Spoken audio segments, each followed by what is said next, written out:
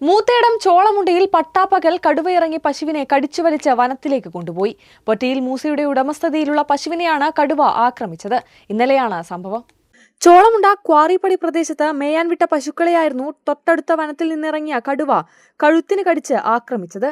പ്രദേശത്ത് കടുവ ആക്രമണം ആദ്യമാണ്.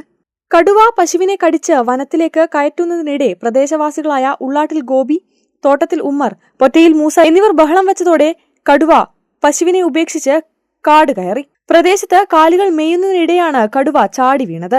3 തവണ പശുവിനെ കടിച്ചു. പശു ഭയന്നോടി വനത്തോട് ചേർന്ന കല്ലേന്തോട്ടിൽ വീണു.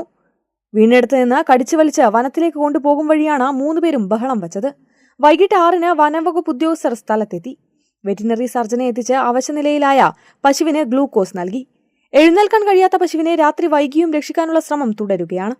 കയർ കെട്ടി വനത്തിൽ നിന്നും തോടിന്റെ മറുകരയിൽ എത്തിക്കാനുള്ള ശ്രമം തുടരുകയാണ്.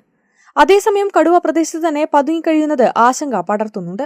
തൊട്ടടുത്ത വെള്ളാരമുണ്ടയിൽ മുമ്പ് കടുവയുടെ കാൽപ്പാടുകൾ കണ്ടിരുന്നു. കടുവ ഇറങ്ങിയതോടെ കാലികളെ മേയാൻ വിടുന്നവരും പ്രദേശത്ത് കൃഷി നടത്തുന്നവരും ടാപ്പിംഗ് തൊഴിലാളികളും ആശങ്കയിലാണ്. മൂത്തേടം പഞ്ചായത്ത് അധികൃതർ രാത്രി 7-ന് ഒന്നും ചെയ്യാതെ മടങ്ങിയെന്ന് നാട്ടുകാർ പറയുന്നു. വനം RRTയും നാട്ടുകാരുമാണ് രാത്രിയിലും പശുവിനെ രക്ഷിക്കാൻ വനത്തിൽ തന്നെ കഴിയുന്നത്. കേരള വിഷൻ, എടക്കര.